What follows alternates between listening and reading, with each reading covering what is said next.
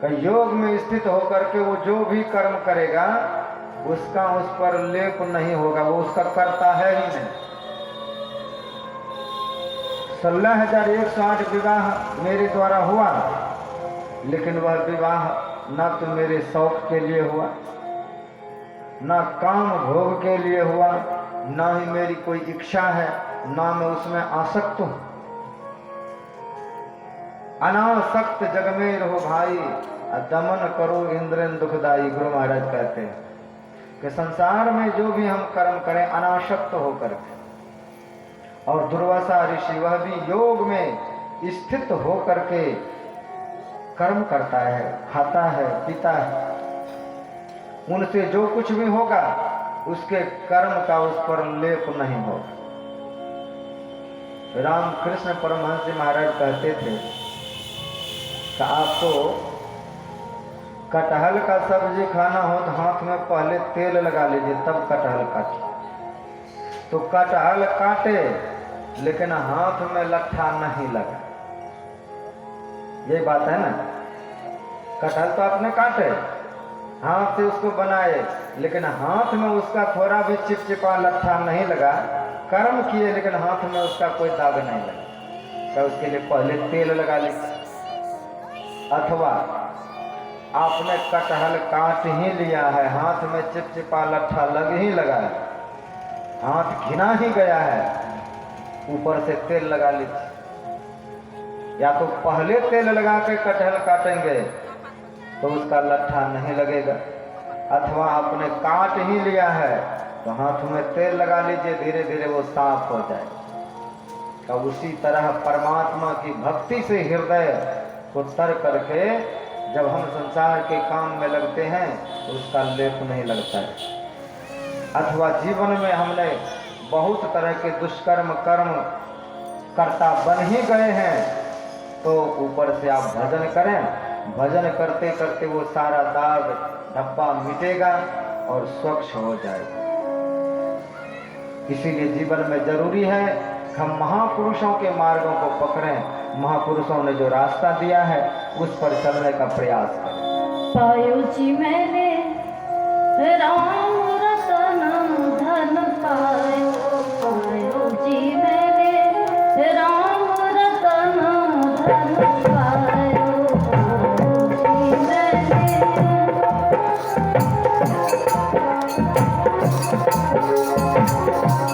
वस्तु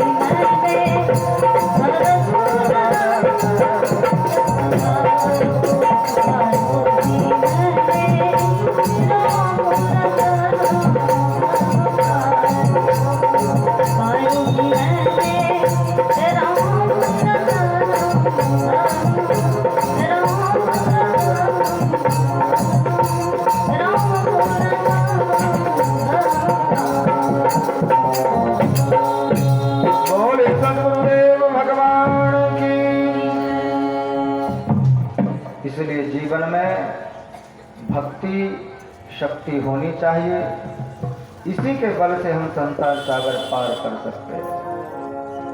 सुखदेव गुरुदेव कहते हैं, इंद्र का अभिमान तोड़ करके भगवान ने ब्रजवासियों के हृदय में भक्ति की स्थापना की। एकादश्याम निराहारः संवर्च जनार्दनम् श्रातो नंदस्तु कालिन्द्यां द्वादश्याम जलमाविशत। एक बार नंद बाबा निराहार एकादशी किया। निराहार एकादशी का मतलब क्या है? लोग एकादशी सिर्फ ना खाने को समझते हैं कि दिन भर कुछ ना खाएं, भूखे रहें और फिर पारण कर ले दूसरे दिन का, इसका नाम एकादशी नहीं। हमारे पास 5 कर्म इंद्रियां हैं और 5 ज्ञान इंद्रियां और एक मन का। जिस दिन एकादशी हो उस दिन हमारे प्रत्येक इंद्रियों को निराहार रहना चाहिए। हम आंख से हम एकादशी क्यों करना चाहते हैं? कुछ पाने के लिए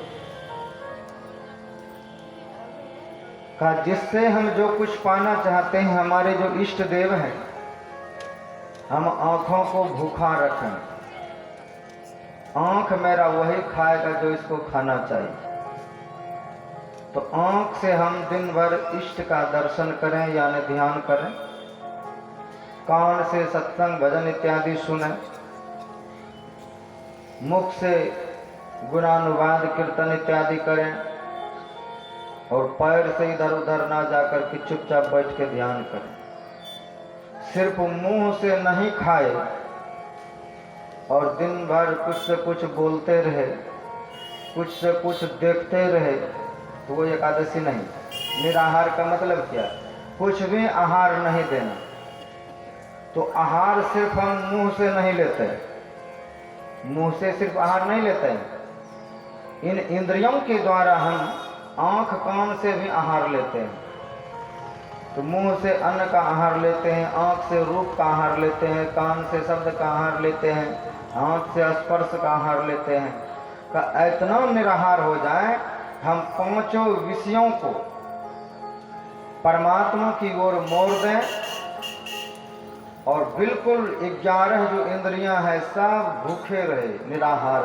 एकादश्याम 11 इंद्रियों को भूखा रख करके परमात्मा की भक्ति में लगाए। ऐसा नहीं दिन भर भूखे हैं, टीवी देख रहे हैं, मोबाइल चला रहे हैं, फिल्म देख रहे हैं, कब वो एकादशी काम नहीं देगा। भूखे रहने से भूखा तो भिखारी भी रहता है, तो उसका एकादशी हो गया। तो भूखा रहना एकादशी नहीं है। निराहार, अपने इंद्रियों को निराहार कर दीजिए। द्वादश्याम का एक ही एकादशी इस तरह से मना के देख लीजिए, देखिए कितनी शांति। ना किसी से बोलेंगे, ना किसी को देखेंगे, ना किसी का सुनेंगे। एक दिन में देखिए कितनी शांति, किसी तरह का कोई उलझन जीवन में नहीं। द्वादशी प्रयत्न आप जब ध्यान करते रहें, एक ही एकादशी में आपको इतना लाभ होगा कि कभी नहीं मिला होगा।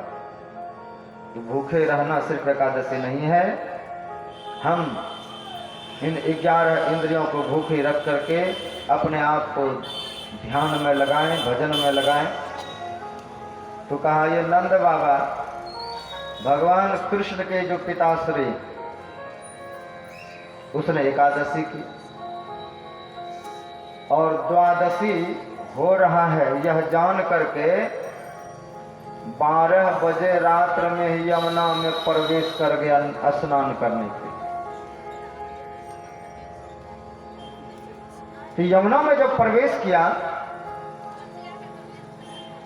तो यमुना में जो यमुना वरुण देवता के दूत थे,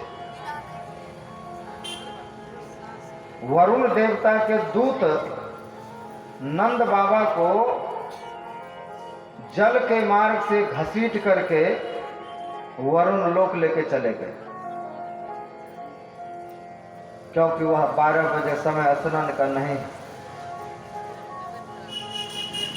तो वरुण देवता के दूत नंद बाबा को लेकर के चले गए। पूरे गांव में हल्ला हो गया कि कृष्ण के पिताजी पानी में डूब करके मर गया। पूरे गांव तुरंत हल्ला हो गया। जब हल्ला हो गया तो भगवान को पता चला, वो गए और समझ गए कि ये देवताओं का करतूत है। तो भगवान आंख बंद किए सारा करतूत देख ले, और जहां जिस यमुना में छलांग लगाया था स्नान के लिए, वहीं पर भगवान छलांग लगाए और जिस मार्ग से ले गया था, भगवान वरुण लोक जब पहुंचते हैं, जैसे अचानक किसी ऑफिस में मुख्यमंत्री घुस जाए, प्रधानमंत्री घुस जाए, तो कर्मचारी का क्या हाल है? कोई सोए है, कोई नींद ले रहा है, कोई आराम फरमा रहे हैं काम छोड़ करके, तो कर्मचारी का क्या हाल होगा?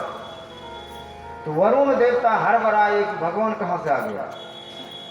हाथ जोड़े, चरण पकड़े, प्रभु आप बिना निर्देश दिए।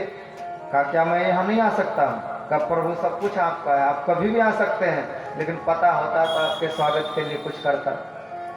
कहा मूर्ख, तू मेरा स्वागत क्या करेगा? मेरे पिताजी को घसीट के यहाँ रखे हुए बांध करके और मेरी पूजा करते हो, खोलो जल्दी से। तो भगवान ने इतने डांट लगाए कि वरुण देवता ने उसके पिताजी को खोला और क्षमा मांगा। अजानता माम के न मूढ़े न कार्य विदिना अनितोयम तव पिता तव भगवान क्षमतु मर्हसि। का मैं नहीं जानता था प्रभु कि आपके पिताजी हैं, ये मेरे सेवकों ने ऐसा करतूत कर दिया। तो वरुण देवता के सेवक ने नंद बाबा को घसीट के ले गया था। जब वहां से आए नंद बाबा, तब ब्रज में आकर के कहने लगा कि देखो अरे मेरे लाला का तो दूसरे लोक में भी इसको लोग पहचानता है।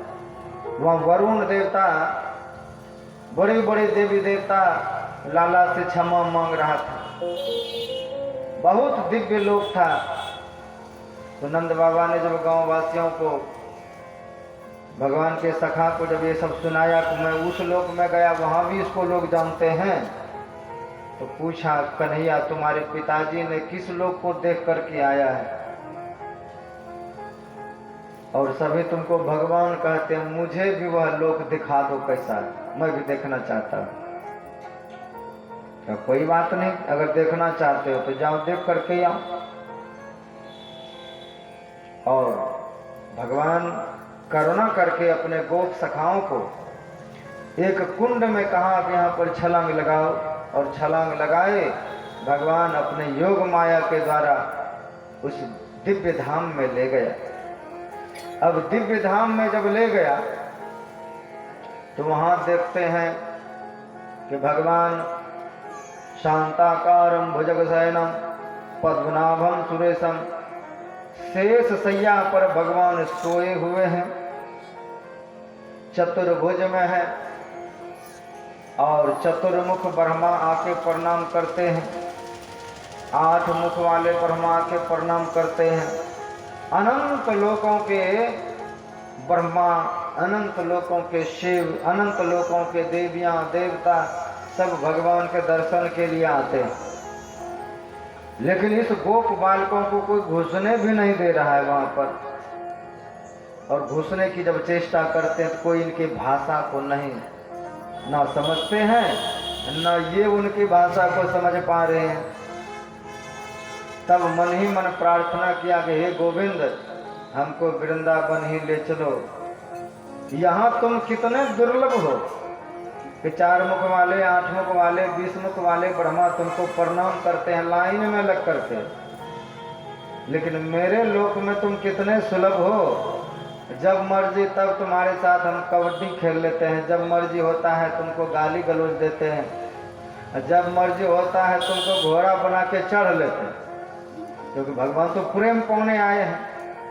जो उनके सखा हैं कबड्डी खेलते हैं हार जीत में, और शर्त लगाते हैं कि जो हारेगा उसको घोड़ा बनना पड़ेगा, उस पर हम चढ़ करके यहाँ से वहाँ तक जाएंगे। बचपन में यही सब लीला होती। तो भगवान अपने भक्तों के साथ कितना हार स्वीकार करते हैं, हार जाते हैं, तब प्रेम के कारण भगवान घोड़ा बन जाते हैं, अपने सखाओं को पीठ पर चढ़ा के घोड़ा बन करके ले जाते हैं। तो वही सखा कह रहे हैं कि हे गोविंद, वृंदावन में तुम कितने सुलभ हो, हमको यह लोक नहीं चाहिए, मुझको तो वृंदावन ही चाहिए, जल्दी से यहाँ से ले चलो। तो भगवान ने उनको पुनः ले करके आए, और धीरे धीरे शरद पूर्णिमा का समय आया। जो गोपियां 7 वर्ष की अवस्था में, छोटे छोटे कन्या जो भगवान को पति रूप में पाने के लिए पूजन करती थी कात्यायनी माता की, कि पति में कुरुते नमः, हे कात्यायनी मां, इसी को मेरा पति बनाना। सब उन गोपियों को भगवान ने यह समय दिया था कि शरद पूर्णिमा की रात्रि में हम रास रचेंगे। रास का मतलब क्या होता है? अपने भक्तों को अपने में मिलाना, द्वैत खत्म करना, ये रास 5 अध्याय में है, और भक्त और भगवान का ये अपूर्व मिलन है। रामा अवतार में भगवान राम अपने जब ससुराल गए थे तो बहुत सारी कन्या, सारी सरोज इनको थे, सब भगवान से मिलना चाहते थे, लेकिन प्रण था कि रामा अवतार में सिया जी के अलावा कोई इसकी धर्मपत्नी नहीं बन सकती, किसी को ये प्रेम प्रदान नहीं कर सकते। वहां के बहुत सारी कन्याओं के मन में इच्छा जगी थी, मुझको भगवान से मिलना है। लेकिन भगवान वहाँ मर्यादा का पालन किया। ससुराल में जितने थे सबको आदेश दिया कि तुम लोग अगर मेरा मिलन चाहते हो तो आना द्वापर युग में, सबके साथ रास रचाएंगे। भगवान श्री राम इसने भी 1000 रास रचाए। रास का मतलब भक्त और भगवान का मिलन। अंतिम रास चल रहा था और अंतिम रास में और उसमें स्वर्ग लोक से इंद्र की जो बहू थी यानी जयंत की पत्नी, वह भी आती थी देखने के लिए रास। मैया पार्वती इत्यादि सब आते थे उस रास का आनंद लेने के लिए आते हैं। लेकिन जब यहां से जाकर के इंद्रलोक में राम के रूप का वर्णन करते हैं तो जयंत को बहुत क्रोध आया कि है मेरी पत्नी और वर्णन कर रहा है ये राम के रूप का, आखिर वो है कैसा? राम कैसा है जो मेरी पत्नी होकर के राम के रूप का वर्णन कर रहा है? जाता हूं मैं उसकी परीक्षा लेकर के आता हूं। और भगवान राम सिया जी को कहते अपने हाथों से सुंदर सुंदर पुष्प की माला बना करके बालों में गजरा लगाए, हाथ में माला पहनाए, पैर में पायल के जगह माला बढ़िया से फूल का गुथ गुथ करके बना दी। अपने हाथों से आज भगवान सीता जी को सजाया। तो आज अंतिम रास होने वाला है और भगवान धीरे धीरे नींद आया और मैया के गोद में सिर रख करके सो गए। कहते उसी समय जयंत आया। जो जयंत आया कैसे? कपटी बनकर, कौवा बनकर, कौवा का रूप धारण करके आए हैं और सोचा कि इसकी शक्ति का मैं कैसे परीक्षण लूं। तो सीता जी के चरण में चोंच मार के भाग गए। यहाँ तो मर्यादा है। वाल्मीकि जी ने तो सीधा लिखा है कि सीता मैया के वक्ष स्थल पर चोंच मारा है, चरण मारा है, चोंच मारा है और चरण चोंच मार करके विदीर्ण कर दिया है उनके वक्ष स्थल पर। गोस्वामी जी लिखते हैं सीता चरण चोंच हाथी भागा तो खून की फव्वारा छूटे। भगवान सोए हुए और जब भगवान के शरीर में गरम गरम खून का छींटा लगा, फव्वारा लगा तो जगे तो कहा देव ये किसने किया, कौन किया?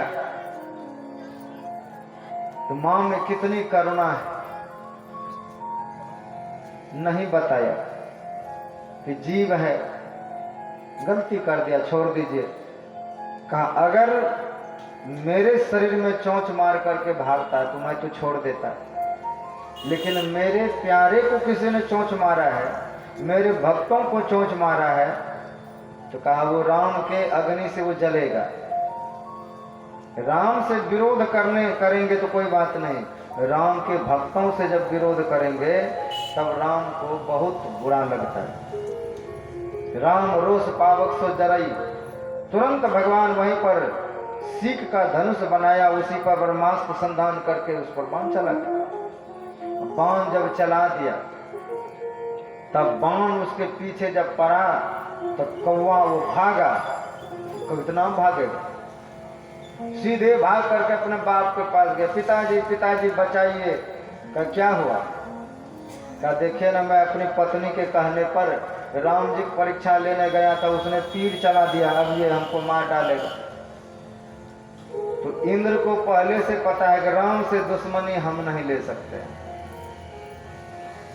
क्योंकि भरत जी जब जा रहे थे राम जी को लौटाने के लिए तो इंद्र पृथ्वी से आदेश करते हैं कि हे पृथ्वी माँ, तुम ऐसे ऐसे कांटा उत्पन्न करो कि भरत का पैर घायल हो जाए, वो लौट करके ना आए, लौट करके अपना अयोध्या चला जाए। हे बादल, तुम अग्नि की वर्षा करो, भरत राम से मिलाप ना हो और जाकर के राम जी को कहीं लौटा के ले आएगा। तो रावण को नहीं मार पाए।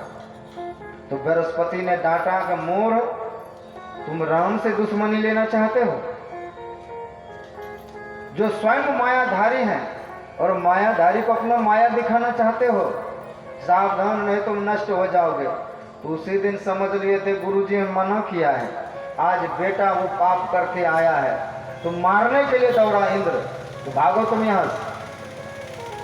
कि राम से तुम विरोध करके मेरे पास आई हो, तो बाप ने भी उसको स्थान नहीं दिया, अब किसके पास जाएंगे।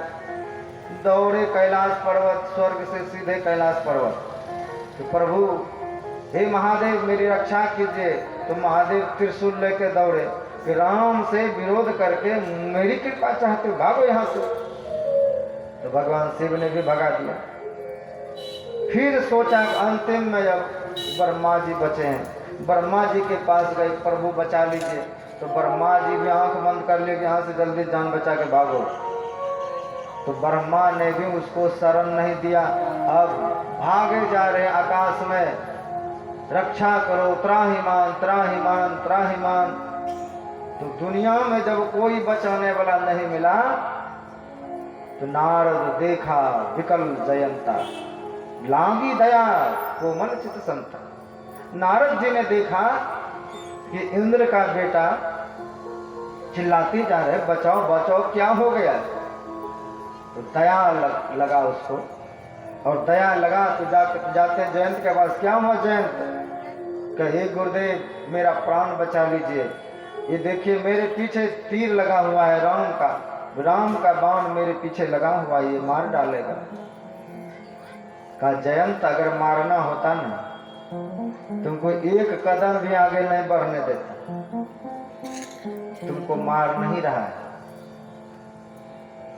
का प्रभु आखिर तीर मेरे पीछे पड़ा है, पहले इसको रोकिए। का ये तीर तुमको मारने के लिए नहीं चला है, यह तीर जिसने चलाया है तुम उसी के पास जाओ, वही तुम्हारा कल्याण कर सकता है, दूसरा कोई नहीं बचा सकता है। तो कहा जिसने तीर चलाया मैं उसके पास किस मुख से जाऊंगा, कौन सा मुख लेकर के जाऊंगा। तो युक्ति बता दिया। नारद जी कहते हैं कि जयंत जाओ और कहना हे प्रभु त्राहिमाम रक्षा करो, मैं आपका बल देखने के लिए आया था और बल आपका देख लिया, तीनों लोक में मेरी कोई रक्षा करने वाला नहीं है। का अब क्यों आए हो। तो कहना प्रभु आपका तो मैंने प्रभाव देख ही लिया, अब आपका स्वभाव देखना चाहता हूं, आप किस स्वभाव के स्वभाव देखने आया हो। तो जयंत जब वहां गए हैं तो भगवान तो रोष में थे और सीता मैया के वक्ष स्थल पर उसने विदीर्ण होते हुए देखा है वो हालत। तो भगवान शिव कहते हैं एक नयन कर तजा भवानी, हे पार्वती। भगवान शिव पार्वती को कथा जब सुना रहे थे, कहते हे पार्वती, यद्यपि इंद्र का बेटा मरने योग्य था, मार ही डालते, लेकिन भगवान इतने दयावान हैं कि एक नयन कर तजा भवानी, एक आंख उसका फोड़ डाल। कि जैसे तुम जिस आंख से अपनी मां को देखते हो उस आंख से तूने क्यों न देखा, अब तुम्हारे पास एक ही आंख रहेगा और इसी आंख से तुम अपनी मां को देखोगे, इसी आंख से तुम दूसरे को देखोगे। उसी को कहते एक आंख, दो आंख नहीं। जिस आंख से मैं अपनी माँ को देखूं, बहन को देखूं, उसी आंख से हम दूसरे को भी निहार सकें, दूसरे को भी देख सकें। का एक नयन कर तजा भवानी, एक आंख उसका फोड़ दिया। कहते कौवा के पास अभी भी एक ही डिम है, वही आंख कभी इस आंख में डिम आता है, वही घूम के दूसरे में जाता है। एक नयन कर तजा भवानी।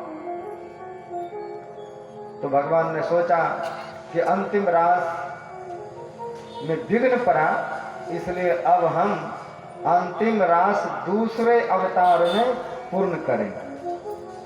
तो वही भगवान आज जो उस युग में त्रेता युग में जो बाकी था बचा हुआ भक्तजन, उनको आज अंतिम रास में निमंत्रण दिया है द्वापर युग के अंत में। और शरद पूर्णिमा आया। चंद्रमा अपने 16 कलाओं से युक्त है। शरद की पूर्णिमा है और भगवान अपने अधर पर बांसुरी रखे। निशम्य गीतम तदनंगवर्धनम ब्रजस्त्रियः कृष्ण गृहीत मानसाः आजगमुहुरन्योन्यमल्लितोपदमा सह यत्र कान्तो जगलोलकुण्डलाः। निशम्य गीतम, अधर पर बांसुरी रख करके जब फूंक लगाने लगा, भगवान पिता रात्रि शरदोत फुल्ल मल्लिका वीक्षरन्तो मनश्चक्रे योग मायामुपाश्रितः।